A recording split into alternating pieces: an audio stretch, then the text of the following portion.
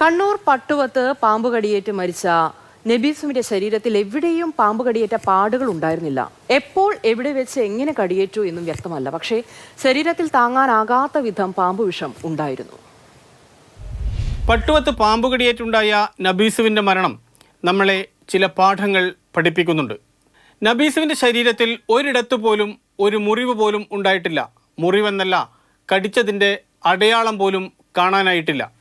എവിടെയാണ് കടിച്ചതെന്ന് മെഡിക്കൽ കോളേജിൽ നടത്തിയ പരിശോധനയിലും മനസ്സിലായിട്ടില്ല. അതൊരു പാഠമാണ്. പാമ്പ് കടിയേറ്റാൽ പ്രത്യക്ഷത്തിൽ കാണാവുന്ന രീതിയിൽ മുറിവുണ്ടാകണമെന്നില്ല എന്ന പാഠം. പക്ഷേ കണ്ടയുടൻ ഡോക്ടർമാർക്ക് മനസ്സിലായി, പാമ്പ് വിഷം അകത്ത് ചെന്നതിൻ്റെ എല്ലാ ലക്ഷണങ്ങളും ഉണ്ടായിരുന്നു. പ്രത്യേകിച്ച് വെള്ളിക്കെട്ടൻ ഇനത്തിൽപ്പെട്ട പാമ്പുകൾ കടിച്ചാൽ ഉണ്ടാകുന്ന അതേ ലക്ഷണങ്ങൾ. ഇത് വെള്ളിയാഴ്ച ഉച്ചക്കായിരുന്ന സംഭവം. ഒരു 11:30-12 മണീൻ്റെ ഉള്ളിലായിട്ടാണ് സംഭവം ഉണ്ടായിരുന്നത്. അപ്പോൾ വീട്ടിൽ ആരും ഉണ്ടായിരുന്നില്ല, അവരൊറ്റക്കാണ് ഉണ്ടായിരുന്നത്.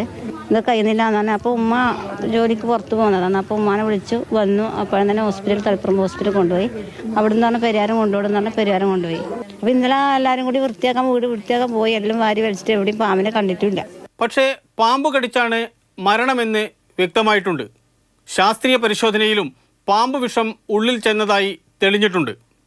പാമ്പിനെ ആരും കണ്ടിട്ടില്ല. സംശയം തോന്നി വീട്ടിനകത്തും പുറത്തുമെല്ലാം നാട്ടുകാർ വിശദമായി പരിശോധിച്ചിരുന്നു. കണ്ടില്ലെങ്കിലും പാമ്പുണ്ടാകാനുള്ള എല്ലാ സാധ്യതയും അവിടെ ഉണ്ടായിരുന്നു. അതൊരു പാഠമാണ്. എവിടെ വേണമെങ്കിലും പാമ്പ് ഒളിഞ്ഞിരിക്കാം എന്ന പാഠം. നമ്മൾ അറിഞ്ഞത് ഇവരെ എടുത്തു കൊണ്ടുപോകുന്നതാണ് കാണുന്നത്, വണ്ടിയിലേക്ക് കൊണ്ടുപോകാൻ ആശുപത്രിയിലേക്ക്. ആ സമയത്ത് ഞാൻ ചെന്ന് അവിടെ ചോദിച്ചപ്പോൾ പറഞ്ഞു ഉമ്മാക്കെന്തോ ക്ഷീണമെന്ന് പറഞ്ഞിട്ടാണ് പോയത്. അതിനുശേഷം വൈകുന്നേരമാണ് അറിയുന്നത് പാമ്പ് കടിയേറ്റതാണെന്ന്. പൊതുവെ തണുപ്പുള്ള വീടിൻ്റെ ചുറ്റുപാടുകൾ ഓലയും മടലുമെല്ലാം വാരിക്കൂട്ടി ഇട്ടിരിക്കുന്നു. പാമ്പുകൾക്ക് ഒളിച്ചിരിക്കാൻ പറ്റിയ സ്ഥലം, അത് മറ്റൊരു പാഠമാണ്. വീടും പരിസരങ്ങളും വൃത്തിയായി സൂക്ഷിക്കണം എന്ന പാഠം. പിന്നെ പുറത്ത് ഇറങ്ങിനാണ്. പുറത്ത് ഇറങ്ങിയിട്ട് ഓലയെല്ലാം തിരക്കിയിട്ട് ഇതാ വെച്ചിരുന്നു. അന്നേരം അന്ന് കുട്ടികളെല്ലാം കളിക്കാൻ പോയി. അപ്പോൾ അങ്ങനെയാണ് അവർ പറഞ്ഞ് അറിഞ്ഞത്. എന്നിട്ട് ഇവിടെ വന്ന് ക്ഷീണമായിട്ട് അവർ വരുമ്പോഴേക്ക് ക്ഷീണമായിട്ട് കിടക്കുകയെന്ന്. അങ്ങനെയാണ് അവരെ ബന്ധുക്കളെ വിളിച്ചിട്ട് പിന്നെ കൊണ്ടുപോയി. കടിയേറ്റ നബീസയെ ആശുപത്രിയിലെത്തിക്കുമ്പോഴേക്കും അവർ അത്യാസന്ന നിലയിലായി കഴിഞ്ഞിരുന്നു. എന്താണ് സംഭവിച്ചതെന്ന് അവർ ആരോടും പറഞ്ഞിരുന്നില്ല. ഒരുപക്ഷെ അവർക്ക് പോലും മനസ്സിലായി കാണില്ല. അത് വേറെയൊരു പാഠമാണ്.